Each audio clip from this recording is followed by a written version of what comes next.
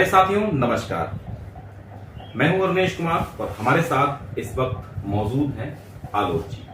चर्चा करेंगे इस बात पर कि अगर हम शिक्षक हमें बनना है, टीचिंग लाइन में जाना है, तो उस हिसाब से आपको कौन से सब्जेक्ट चुनना है, कौन सी स्ट्रीम तय करनी है, कौन से लाइन में आपको जाना है। तो हमारे साथ जो व्यक्ति हैं आलोक जी हैं, आलोक रहस्य नाम से इनका एक चैनल भी है, तो आप वहां पर भी इनसे मुलाकात कर सकते हैं, मुखातिब हो सकते हैं।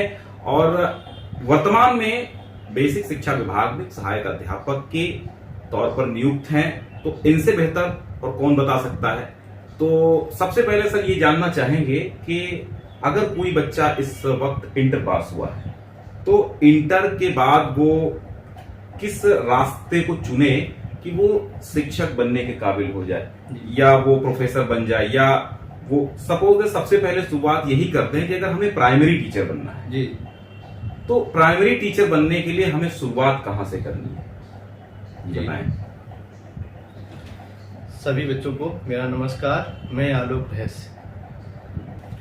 तो सर ने एक सवाल किया, वो काफी महत्वपूर्ण सवाल है और हमको लग रहा है कि जो लोग अभी इंटर पास हुए हैं उनके जहन में ये सवाल चलता रहता है।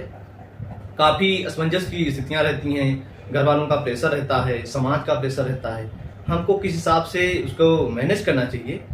तो होता क्या है कि बहुत सी चीज़ों में ये होता है कि हमको जो हमारा खुद का डिसीजन होता है वो बहुत मायने रखता है कि हम क्या सोचते हैं और हम क्या कर सकते हैं। हाँ, हमें पसंद क्या है, हमारा इंटरेस्ट किस फील्ड में है, ये चीज है। तो मेरी एक जो मेरा पर्सनल व्यू भी है और मेरी एक सलाह है कि हो सके तो आप वो करिए जो आपको अच्छा लगता है। आपको अच्छा लगता है, हाँ, आपकी मर्जी है, जो जिसमें आपको मेन चीज है इंटरेस्ट आपको है, जिससे लगाव है आपको, इस फील्ड में आपको बहुत ज्यादा इंटरेस्ट है, वो करना चाहिए।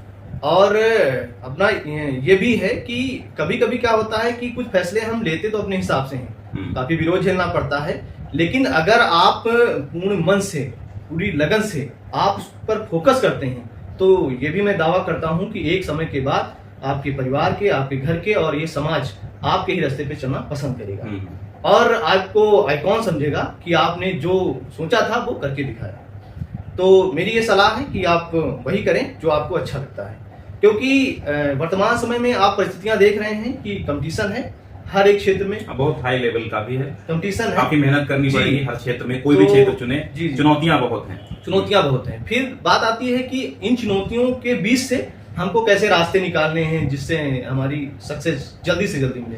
क्योंकि हम लोग मिडिल क्लास फैमिली को बिलोंग करते हैं, बहुत जरूरत होती है एक छोटी सी अर्निंग जो सोर्स हो या कोई जॉब हो, और इसकी डिमांड भी रहती है। तो इसमें क्या होता है कि आजकल बहुत चर्चा में रहता है कि हाँ हम ये कर लेते हैं तो कहीं टीचर बन जाएंगे, कहीं इंजीनियर बन जाएंगे।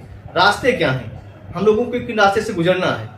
तो अगर आप देखा जाए कि अगर आपको शिक्षक बनना है तो उसमें क्या होता है कि दो रास्ते हैं, यूं कहें रास्ता एक है, बस दो तरह के मोड़ हैं कि अगर आप इंटर के बाद ग्रेजुएशन करते हैं और ग्रेजुएशन से आप या तो बीटीसी करिए और या बीएड करिए। अब हमारे सामने चुनौतियां क्या हैं।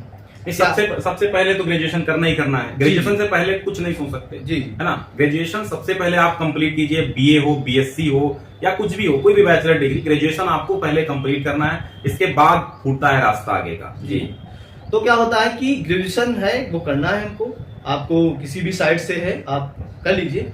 उसके बाद क्या होता है कि कोई ऐसी फाउंडेशन नहीं होती है, आप इस साइड से हैं, उस साइड से हैं, आप बीटीसी भी कर सकते हैं और बीएड कर सकते हैं। अब बात यह है कि ये दो चीजें हैं, इनमें हमको तय करना है कि जैसे बहुत से सवाल आते हैं सोशल मीडिया पे, हम देखते रहते हैं कि सवाल आते हैं कि सर मैंने ग्रेजुएशन किया है, मुझे बीटीसी करना है या बीएड करना है, बहुत से सवाल चलते रहते हैं। बीटीसी और बीएड में बड़ा कंफ्यूजन है, बहुत कंफ्यूजन रहता है, इसमें चुनाव नहीं कर पाते बच्चे। बहुत सारे लोग बीटीसी करते हैं, इसके बाद बीएड भी करते हैं, बहुत सारे बीएड करने के बाद बीटीसी करते हैं।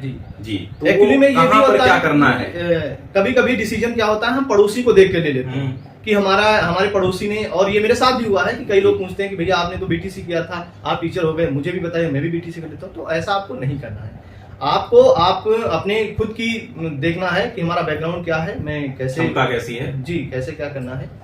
तो उसमें क्या होता है कि एक है बीटीसी और दूसरा बीएड है, तो हमको अपॉर्चुनिटी सबसे ज्यादा किसमें मिलने वाली है। एक से सिलेबस है और दोनों से बनना टीचर ही है आपको, तो हमको ये देखना है कि हमको मैक्सिमम अपॉर्चुनिटी किसमें मिलती है, हमको किस क्लास के हम टीचर अच्छे से बन जी। पाएंगे। तो ये क्या भी है जी, तो क्या होता है कि अगर हम बीटीसी करते हैं तो बीटीसी क्या होता है कि बीटीसी का जो कोर्स है वो गवर्नमेंट की तरफ से सिर्फ 8th क्लास यानी जो नर्सरी कक्षा 1 से लगा के जो कक्षा 8 तक ही पढ़ा सकते हैं। तो अब इसमें देखना है कि कक्षा 1 से 8 तक की जो वैकेंसी निकलती हैं उनका पाथ क्या है, रास्ते क्या है उनके।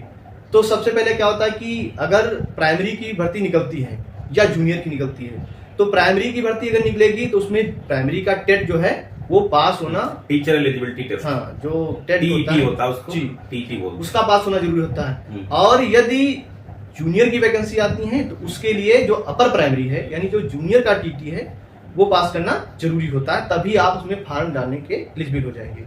होता क्या है कि दोनों में बीएड भी मान्य है, यानी बीएड वाले भी डाल सकते हैं, फॉर्म भर सकते हैं, और बीटीसी वाले भी। फिर क्या होता है कि यदि आप बीएड करते हैं तो बीएड में होता क्या है कि बीएड करने के बाद आप इंटर तक की यानी कक्षा 12 तक की क्लासेस के लिए एलिजिबल रहते हैं। यहाँ तक ये है कि अगर आप बीएड कर लेते हैं तो ऑप्शन आपके कितने खुले रहते हैं, एक तो प्राइमरी, अपर प्राइमरी, फिर टीजीटी। यानी अगर देखा जाए तो गवर्नमेंट की तरफ से आप हाई स्कूल लेवल तक एलिजिबल हैं, यानी टीजीटी अगर आप बीएड किए हुए हैं तो आप टीजीटी भी दे सकते हैं और प्राइमरी और अपर प्राइमरी इनके भी दे सकते हैं। तो क्या होता है कि नंबर ऑफ चांसेस जो हैं वो हमको बीएड में ज्यादा मिलते हैं और अपेक्षाकृत जो बीटीसी है उसमें चांसेस कम मिलते हैं, क्योंकि आप अपर प्राइमरी तक ही एलिजिबल हैं।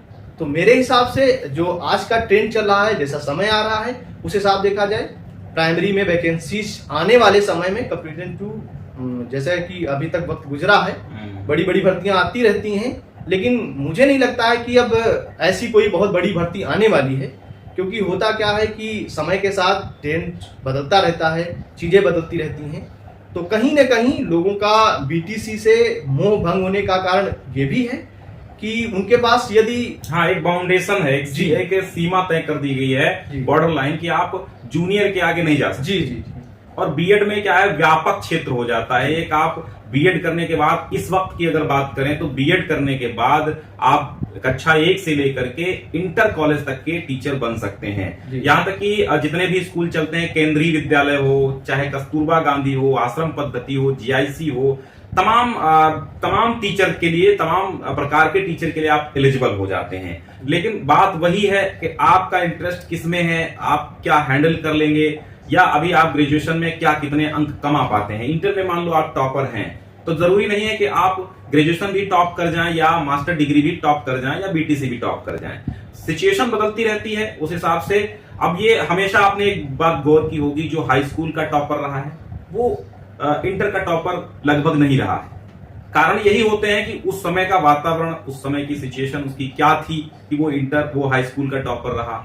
फिर या फिर जो व्यक्ति इंटर का टॉपर निकला, ये जरूरी नहीं होता है कि वो हाई स्कूल का भी टॉपर हुआ हो। ठीक है, कुछ ऐसे बच्चे भी हमने देखे हैं जो हाई स्कूल में बहुत कम मार्क लाते हैं, फिर इंटर में जाकर के वो टॉपर बन जाते हैं। तो सिचुएशन बदलता रहता है, वातावरण बदलता रहता है, उस हिसाब से काम होता रहता है। अभी हम आज बात कर रहे हैं, अभी हो सकता है 1 साल बाद शिक्षा के मायने बदलने लगे, या फिर एजुकेशन पॉलिसीज बदलने लगे, या फिर टीचर के लिए एलिजिबिलिटी टेस्ट बदलने लगे, तो वो अलग चीज हो जाती है। लेकिन इस वक्त के हिसाब से हम लोग बात कर रहे हैं।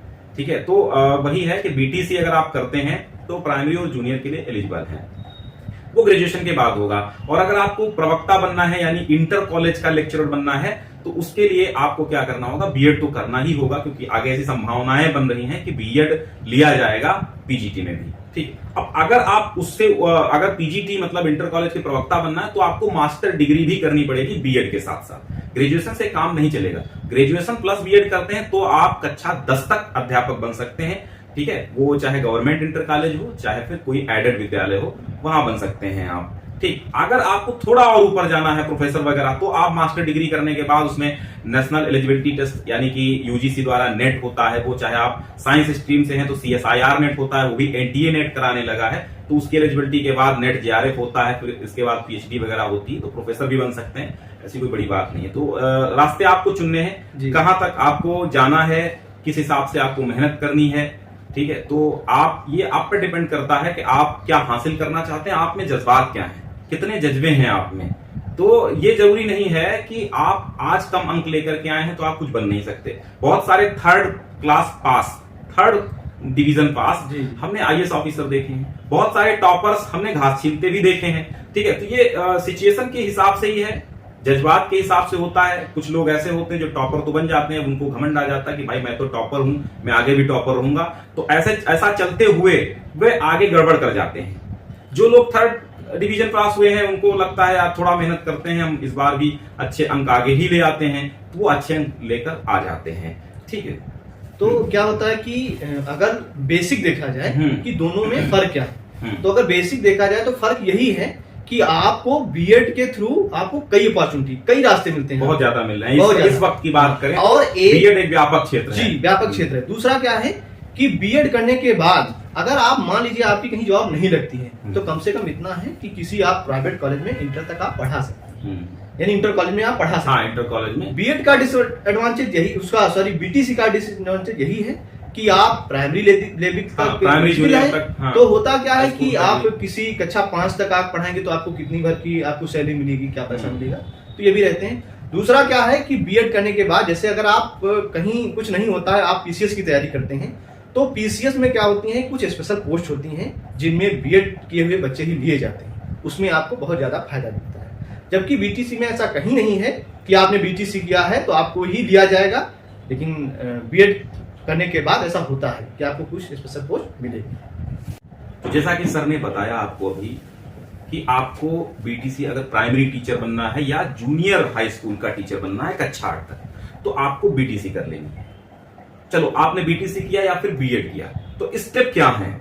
सबसे पहले तो आपको एकेडमिक मजबूत करना है। एकेडमिक बोले तो हाई स्कूल का परसेंटेज अच्छा होना चाहिए, इंटर का भी अच्छा होना चाहिए। किसी वजह से इंटर और हाई स्कूल का अच्छा नहीं हुआ तो आप ग्रेजुएशन का अच्छा कर लीजिए। अगर किसी वजह से ग्रेजुएशन का अच्छा नहीं हुआ तो आप बीटीसी या जो बीएड कर रहे हैं उसमें ही हाई लेवल लाइए। कुल मिला के चारों का औसत मिला करके आपका एकेडमिक एकदम मजबूत बैठना चाहिए तो अच्छा रहेगा। अच्छा, इसके बाद बात आती है, आपने ग्रेजुएशन कर लिया, बीटीसी कर ली, बीएड कर लिया, ट्रेंड हो गया। इसके बाद बात आती है कि टीचर की वैकेंसी की या उसके एग्जाम की। तो सबसे पहले आपको एक समझ लो एक प्रकार का प्री टेस्ट पास करना है, जिसको आप टीईटी बोलते हो या फिर सीटेट बोलते हो। सीटेट में क्या होता है, आप ऑल ओवर इंडिया में, जी ठीक है, ऑल ओवर इंडिया में आप सीटेट में किसी भी कॉलेज की स्कूल की वैकेंसी में आप फॉर्म डाल सकते हो।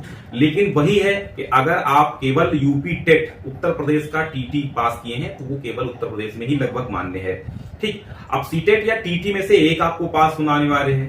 ठीक, वो भी जूनियर के लिए जूनियर वो 2 पेपर होते हैं, जूनियर पास हुई है या फिर प्राइमरी पास हुई है। इसके बाद आता है सुपर टेट। सुपर टेट जिसको आप शिक्षक भर्ती कहते हैं या टीचर की वैकेंसी का जो एग्जाम होता है उसको सुपर टेट बोलते हैं, एस्टेट बोलते हैं। यानी कि वहां उसको पास करने के बाद आपका जो एकेडमिक होता है वो परसेंटेज जोड़े जाते हैं, प्लस वहां की कट ऑफ बनती है। तो ये सारी क्राइटेरिया तय होकर के एक कट ऑफ आपकी बनती है। उस कट ऑफ में अगर आप आते हैं तो आप शिक्षक हो जाएंगे। ठीक है, प्राइमरी जूनियर के शिक्षक हो जाएंगे उस हिसाब से। अगर आपको हाई स्कूल का शिक्षक बनना है तो उसमें केवल अभी तो एलटी ग्रेड भी था जो गवर्नमेंट इंटर कॉलेज में था, उसमें केवल एक ही पेपर होता था, पास हो गए तो आपका हो जाता था। ठीक है, और पीजीटी में इंटरव्यू वगैरह होते तो 2 स्टेप फॉलो करने पड़ते थे, उसमें टीटी वगैरह अभी नहीं थी। तो अभी जो नया उत्तर प्रदेश वही शिक्षा चयन आयोग बना है, शिक्षक चयन आयोग जो भी है, तो वो क्या करता है, अपना क्राइटेरिया क्या तय करता है, अभी उसका कोई नोटिफिकेशन नहीं आया है। तो फिलहाल आपको अभी आप इंटर पास हुए हैं तो अभी आपको क्या करना है, सबसे पहले आप ग्रेजुएशन पे ध्यान दीजिए और ग्रेजुएशन को मजबूत कीजिए। एक चीज और है कि हम ये चीज बताना चाहेंगे कि बहुत से सवाल ये आते हैं कि सर जब सुपर टेट होगा तो हमारे कितने नंबर होने चाहिए जिससे हमारा सिलेक्शन हो जाएगा। तो ये सवाल सोशल मीडिया पे टहलता रहता है, लोग पूछते रहते हैं। तो डजेंट मैटर कि आपके कितने नंबर आएंगे, कितने सिलेक्शन होगा, ये कोई पहले से बता नहीं सकता है, कोई तय नहीं कर सकता है। होता क्या है ना कि 40% आपका एकेडमिक रहता है, 60% आपकी जो सुपर टेट का एग्जाम होता है उसके नंबर ऐड किए जाते हैं। तो ये सबसे ज्यादा डिपेंड करता है कि आपकी वैकेंसीज कितनी है, आपकी वैकेंसी कितनी है उस हिसाब से। जैसे क्या हुआ, अभी पिछले 69,000 वैकेंसी हुई जिसमें मेरा सिलेक्शन हुआ था, तो उसमें उस हिसाब से अगर आप तय करेंगे तो 69,000 बहुत काफी वैकेंसीज थी, बहुत ज्यादा। तो आने वाले समय में मुझे नहीं लगता इतनी बड़ी कोई भर्ती आने वाली है या आएगी, और आएगी तब तो बहुत अच्छी बात है। बहुत अभी 4 साल से लोग बैठे हुए हैं, इंतजार कर रहे हैं, बहुत ज्यादा संख्या में भी हो गए हैं। तो जितने जल्दी और जितने बड़ी वैकेंसियां हैं उतने हम लोगों का फायदा है, आप लोगों का फायदा है, जो आपके बहुत जो करीबी हैं उनका भी सिलेक्शन होगा, अच्छा लगेगा। तो ये कोई मानक नहीं है, ये कोई तय नहीं कर सकता है, तो आप इन सवालों पे कतई न जाएं। आपको अगर टीचर बनना है तो फोकस करिए कि हमको बस बीटीसी या बीएड करना है, यानी जैसा मैंने बताया कि बीएड ज़्यादा अच्छा है बीटीसी के अच्छा, तो आप उस पर फोकस करिए और अगली तैयारी करिए। अगर आपका एकेडमिक अच्छा है तो सुपर 10 में जितने अच्छे मार्क्स होंगे आपको उतनी ज़्यादा आसानी होगी सिलेक्शन में। ठीक, तो हम लोगों ने यहाँ पर चर्चा की है केवल एक टीचिंग लाइन की। अब आप किसी और लाइन में जाना चाहते हैं तो भाई उसके बारे में अगर कोई एक्सपर्ट मिलता है तो उसकी भी हम राय अवश्य लेंगे, क्योंकि हम आपके शुभचिंतक हैं और एक प्रकार से आप हमारे शुभचिंतक हैं। क्योंकि आप हमें देख रहे हैं इसका मतलब है कि आप हमें देखने के लिए लालायित रहते हैं कि कब सर का कोई अच्छा सा वीडियो आ जाए। तो इस तरह की चर्चाएं बहुत आवश्यक हैं, ये करियर काउंसलिंग है एक प्रकार से। जी ठीक है, तो अब बहुत जल्दी लोग मिल नहीं पाते हैं, एक्सपर्ट मिल नहीं पाते हैं, कहीं दूर दराज मित्र रहते हैं तो बातचीत हो नहीं पाती। अब संयोग हुआ, मुलाकात हुई तो हम लोग मिले। ठीक है, तो बस इतना ही। शुभकामनाएं, मंगल कामनाएं आपके भविष्य के लिए। बहुत बहुत धन्यवाद।